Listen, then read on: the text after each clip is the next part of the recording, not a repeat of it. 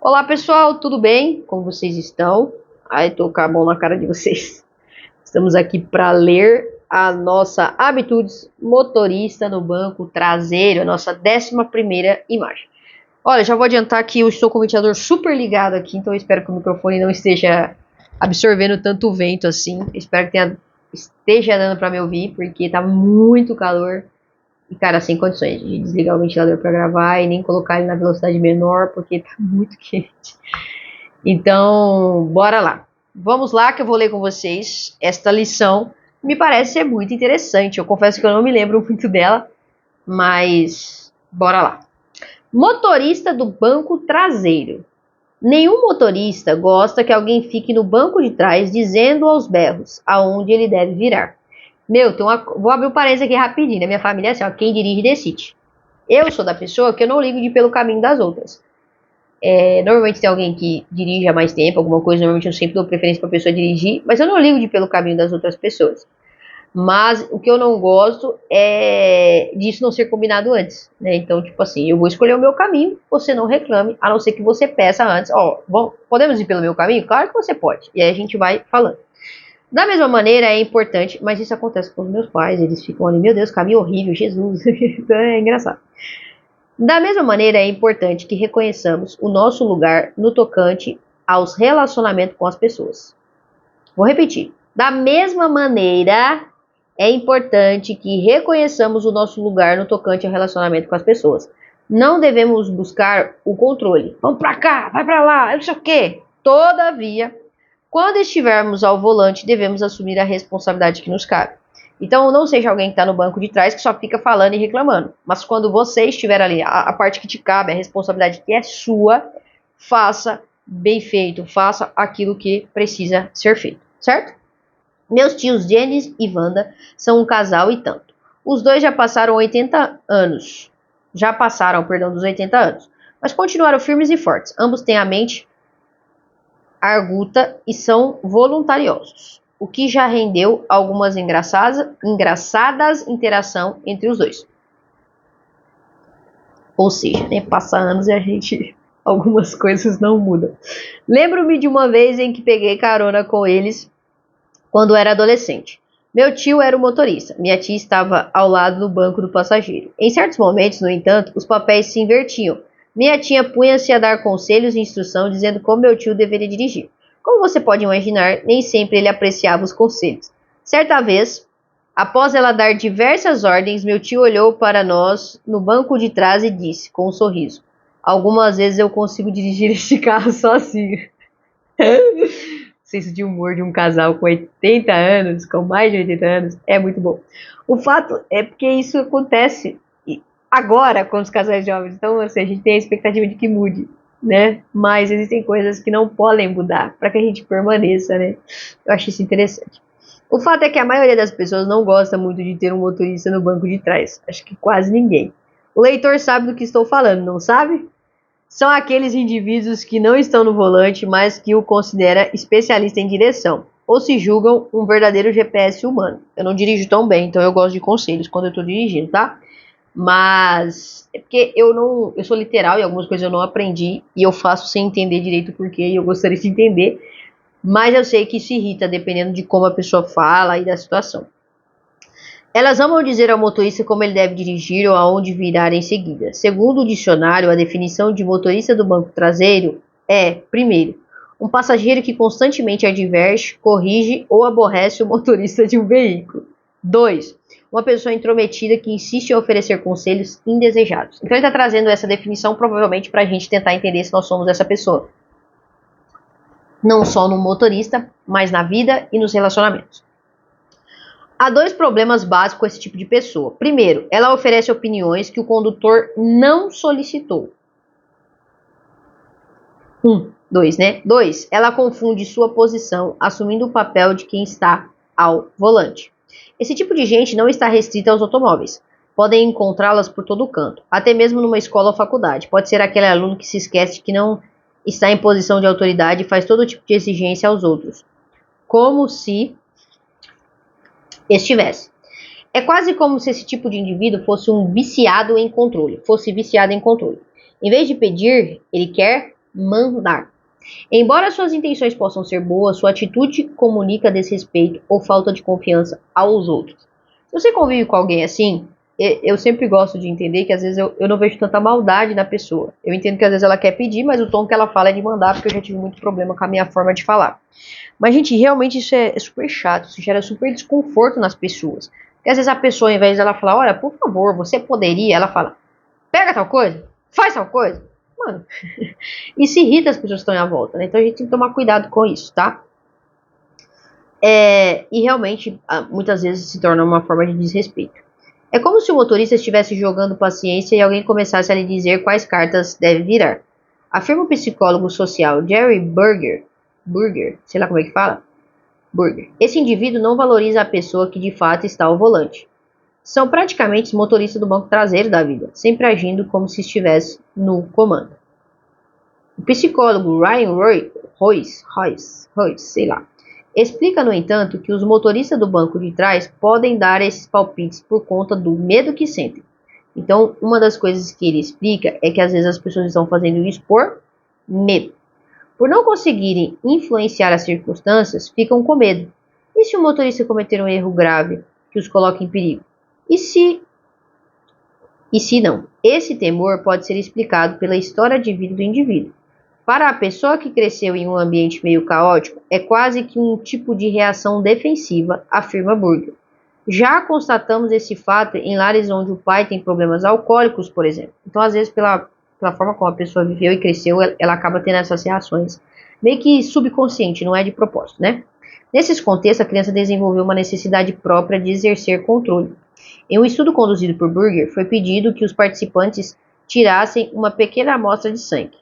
A variável do estudo era que o participante poderia deixar que o indivíduo experiente coletasse a amostra ou poderia ele mesmo coletá-la.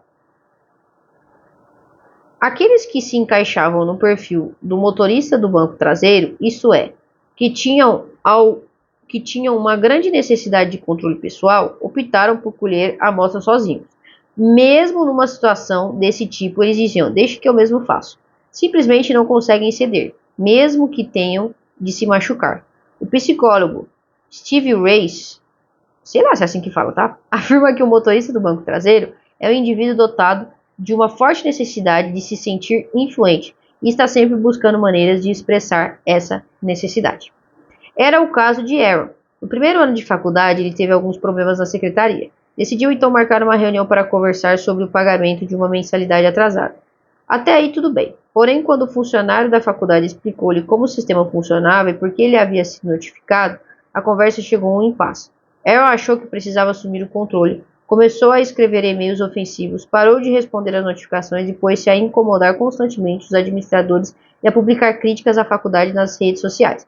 A situação piorou mais ainda quando ele envolveu os pais na história. Foi só naquele momento em que ele entendeu por que suas emoções tinham dominado. Seus pais sempre tinham sido modelos de controle. Diante de um desafio, eles entravam em cenas e passavam a controlar a situação. Agora, Aaron estava seguindo o mesmo padrão de comportamento. É um caso extremo aqui, porque às vezes isso tem a nossa vida de uma forma diminuta, mas também tem os extremos que a gente sempre vê, né? Aprenda a se controlar. Então, provavelmente, ele está trazendo para nós que talvez isso possa acontecer conosco. E aí ele vai trazer uma forma da gente resolver isso. O fato é que muita gente confunde aquilo que é capaz de controlar com aquilo que não é. Tenta manipular situações que fogem ao nosso controle. Manipular situações que fogem ao nosso controle é algo frustrante e inútil. Como devemos agir então? É importante que você controle as 4 áreas fundamentais da vida, assumindo o volante em cada uma delas. Essas são áreas que estão sob a sua responsabilidade. Em todas as demais, você precisará confiar no processo. Ah, como é difícil confiar no processo. Mas vamos lá. Quais são essas áreas? Tempo, atitude, dinheiro e energia. Tempo. Cada um de nós escolhe como lidar com o tempo, o tempo que tem em suas mãos. Vou repetir porque ficou ruim, né? Cada um de nós escolhe como lidar com o tempo que temos em suas mãos. Tome as rédeas de sua agenda e não permita que as distrações o façam tropeçar. A questão não é priorizar a sua agenda, e sim agendar suas prioridades. Se você já fez Habitudes 3, é a lição das pedras grandes.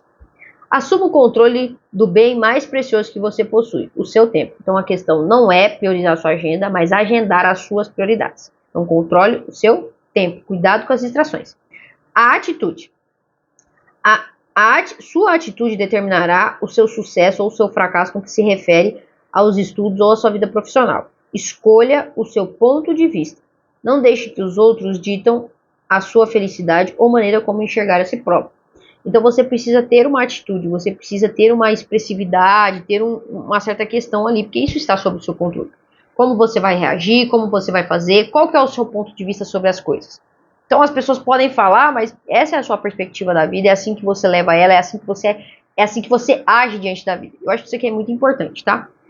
É claro que a gente tem que tomar cuidado com os nossos pontos de vista, porque eles não são únicos, eles não são absolutos, mas eles precisam existir e a gente precisa ter isso. Eu tenho um estilo de vida, uma forma de ver a vida, uma forma de viver a vida que a maioria das pessoas que eu conheço, acho que ninguém leva a vida da forma que eu levo. É a minha forma de viver e isso está sob o meu controle. Eu não controlo a vida dos outros, mas a minha vida que eu controlo, eu tenho essa perspectiva. Então eu acredito que é nesse sentido, tá? Dinheiro. A sociedade a sociedade nos oferece um péssimo exemplo no que diz respeito à administração financeira. Assuma o controle das suas despesas, economias e doações. Não deixe que outras pessoas o afunde em mais e mais dívidas. Faça os sacrifícios que precisa fazer e não compre tudo o que deseja. Como diz David Hansen, haja de acordo com o seu salário. Ou seja, assuma o controle. Quanto você ganha, quanto você pode gastar e viva dentro disso. Isso é meio que óbvio, né? Mas é importante a gente dizer isso porque tem gente que acaba se afundando cartão de crédito, em coisas. Assim, faça suas escolhas. Quanto você ganha? Você vai ter que viver com isso. E trabalhe dentro disso. Gaste dentro disso. Tá? Energia. Cada um de nós decide onde investir a sua energia pessoal. A maneira como usamos o nosso talento diariamente expressa aquilo que, a nosso ver, é mais importante. Isso é verdade. Como é que você aplica os seus talentos, o seu tempo, a sua energia? Isso mostra o que é importante de fato para você. Com exceção do que os nossos instrutores-chefes e currículos determinam, nós controlamos o resto. Portanto, devemos conduzir de maneira sábia. Então, com exceção daquilo que o seu chefe manda, daquilo que você está subordinado a gastar tempo, energia, função e habilidade, você vai escolher naquilo que você vai se empenhar. No que você tem se empenhado? Né? No que você tem colocado a sua energia? Isso revela o que é mais importante para você. Em 13 de janeiro de 2012, o navio de cruzeiro Costa Concórdia, colidiu com uma pedra perto de Giglio, uma ilha próxima da costa toscana na Itália. Horas depois, o navio virou de cabeça para baixo. Felizmente, a maioria dos passageiros e dos tripulantes conseguiu abandonar a embarcação em meio a todo o caos que se instalou. Infelizmente, no entanto, 32 pessoas, dentre passageiros e tripulantes, pereceram na tragédia. Posteriormente, a empresa Costa Cruzeiro informou que o capitão do navio havia saído de sua rota. O drama virou notícia mundial. O capitão Francesco, meu Jesus, Chestino, sei lá como é que fala isso aqui, foi acusado de abandonar o navio enquanto centenas de pessoas permaneciam a bordo. A desculpa dada por ele foi: tropecei e acabei caindo em um dos botes salva-vidas. Em contrapartida, o capitão da guarda costeira, Geórgio Maria de Falco, implorou que o capitão retornasse e assumisse o controle da evacuação do navio. A discussão acalorada entre os dois se tornou um retrato do embate entre heróis e anti-heróis, entre responsabilidade e irresponsabilidade. Na visão de um jornalista italiano, a atitude dos dois capitães expressou o contraste entre as duas almas da Itália. Uma representada pelo camarada covarde que fugiu de sua responsabilidade pessoal como homem e como comandante, e a outra representada por um indivíduo que tentou fazer o que era certo e responsável. Na ocasião, o capitão de Falco afirmou: não sou herói nem homem de ferro. Eu e minha equipe apenas cumprimos o nosso dever. Acredito que essa história não proporcione apenas um retrato das duas almas da Itália. Ela é uma figura das duas almas da humanidade. Cada um de nós é capaz de realizar atos heróicos, bem como viver absorto em si mesmo. A chave é compreendermos o nosso papel e nossa posição. Quando não estivermos no controle, devemos sempre parar por uns instantes e responder essa pergunta: eu realmente preciso entrar em cena e assumir o comando, ou posso ficar um pouco menos tenso? Sou capaz de demonstrar respeito pelos funcionários e pelo corpo docente que estão em posição de autoridade? Em contrapartida, se sou eu o responsável por alguma coisa, sou capaz de tomar a iniciativa e agir? Bom, é uma lição que traz essa questão da nossa responsabilidade, o que nós devemos fazer, o que nós não devemos fazer. Tanto que às vezes estamos assumindo responsabilidades que não são nossas e querendo controlar coisas que não é para nós controlarmos, como às vezes fugimos daquilo que é a nossa responsabilidade e o nosso controle. Nós devemos assumir e ser responsável por aquilo que é da nossa responsabilidade. Então, vamos lá, para discutir. Você já teve a oportunidade de observar algum motorista do banco traseiro em ação? Como ele ou ela fez as pessoas se sentirem? Então vai falar para nós refletir sobre isso. Você respeita seus líderes? Seus colegas também os respeitam? Você demonstra respeito por quem o lidera? 3. Em qual dessas áreas você tem mais dificuldade de assumir responsabilidade? Seu dinheiro, sua atitude, seu tempo ou sua energia? Autoavaliação. Leia as afirmativas abaixo. Indique se é fácil, normal ou difícil para você praticar as atitudes em cada uma delas. Em seguida, discuta suas respostas. Demonstro respeito pelos meus líderes constantemente, independente de que líder independente de que lugar, trabalho, casa, família, sei lá, academia, seja onde for. Demonstro respeito pelos meus líderes constantemente, fácil, normal ou difícil. 2. Confio em meus líderes, mesmo quando discordo deles? Fácil, normal ou difícil? 3. Consigo me submeter aos meus líderes, mesmo quando não os compreendo? Fácil, normal ou difícil? Não preciso estar no controle para aproveitar o meu dia. Fácil, normal ou difícil? Experimente. Nessa semana, encontre 2 situações que você possa praticar o princípio discutido nesse capítulo. 1. Uma circunstância em que você se sinta tentado a agir como um motorista do banco traseiro e assumir o controle. E 2. Uma circunstância em que você precisa assumir a responsabilidade, mas se sente tentado a procurar outra pessoa para assumi-la. Pense no papel apropriado para você. Se outra pessoa está no comando, que grau de dificuldade você tem de confiar nela? O que você se sente tentado a fazer em vez de confiar? O que precisa fazer a fim de permanecer sob o controle, isto é, seguindo o fluxo e não o controle? Sob o controle, né? Não sei se eu li certo. Se você é quem precisa tomar a iniciativa e agir, que grau de dificuldade você enfrenta para assumir o volante? É tentado a se fazer de vítima em situação desse tipo e culpar outra pessoa quando algo dá errado? O que você precisa fazer para assumir a responsabilidade? Então, são várias perguntas diante do que você sente nessas circunstâncias. Então, avalie as circunstâncias que acontecerem na sua semana, mas também observe talvez algumas que já aconteceram. Isso é muito legal e muito difícil. Porque a gente percebe que as coisas que a gente não quer fazer, a gente culpa o outro ou coloca o outro para fazer. E aquilo que a gente quer estar no controle, a gente coloca tudo assim, né, em nós. Então, é muito engraçado, é uma lição extremamente desafiadora, mas eu espero que a gente consiga observar e ver aquilo que nós precisamos entender, que às vezes estamos tentando controlar, mas que não cabe a nós, que nós precisamos parar de tentar ficar dando ordens para que os outros façam aquilo que a gente acha que é importante ou que a gente quer, e entender, né, que a gente precisa respeitar isso e também assumir a nossa responsabilidade. Quando a gente é líder, quando a gente precisa fazer, a gente tem que fazer. A gente tá fazendo a nossa parte? Na maioria das vezes a gente tá lá reclamando dos outros que não faz a deles, mas também não faz a nossa. Eu espero que essa lição nos desafie profundamente, que a gente possa realmente refletir sobre isso e melhorar vários pontos aí. Deus nos abençoe e nos capacite nessa reflexão. E eu vejo você na próxima lição.